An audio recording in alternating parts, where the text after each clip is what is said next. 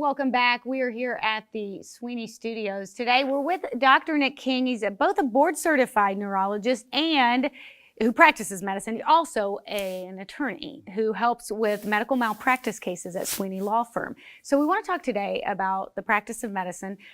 It's not perfect science, which, you know, it's unfortunate, but it's true. We're not perfect people. But when patients undergo surgery or tests, sometimes things don't go exactly as planned, right? Right, that's what we call a complication.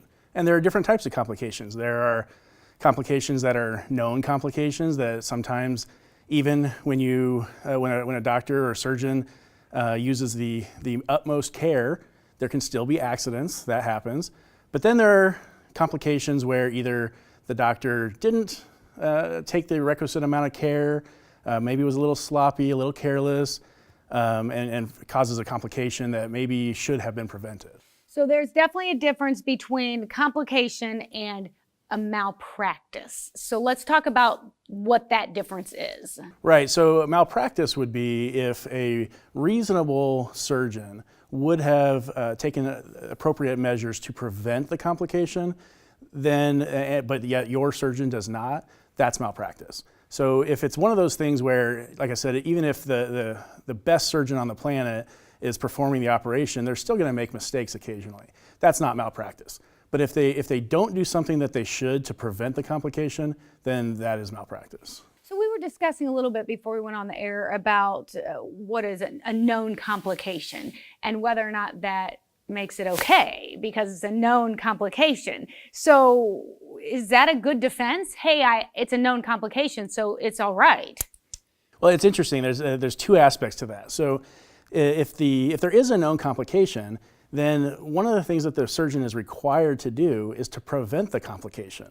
So for example, if a surgeon is performing a knee operation and there's a nerve right near where the surgeon's going to be performing the operation, and the surgeon knows that there's that nerve there, and a lot of times surgeons will nick that nerve, then the surgeon has to take care to try to prevent nicking that nerve. Maybe separating the nerve away from the knee, and the surgeon really needs to document that in their operative note. If they don't document that they took the measures necessary to try to prevent this known complication, well, then that's clearly malpractice. Now, the second aspect of it is anybody who's ever had surgery knows that when you go for surgery, you have what's called informed consent. Yes. So the surgeon will list all the different possible things: bleeding, infection, damage to adjacent structures, death even sometimes.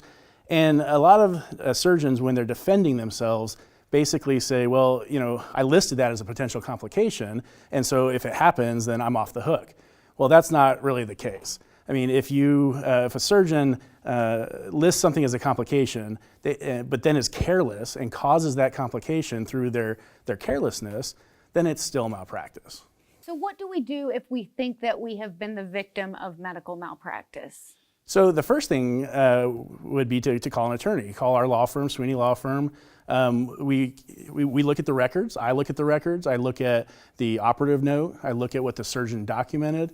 I look to see if there is a complication, if that was a known complication, if the surgeon did everything they could to prevent it, or if they were just careless. And then if we believe that we can represent that client and potentially proceed with that malpractice case, then we proceed with it. It doesn't hurt to get that consultation because I'm not a doctor. I don't play one on TV. And so I don't know these things, but if I feel like that could be the case, it is definitely worth the time and effort to have you guys look at that. So if you think you may have been the victim of medical malpractice, all you have to do is call Sweeney Law Firm or check them out online, SweeneyLawFirm.com. Do that today. We'll be right back.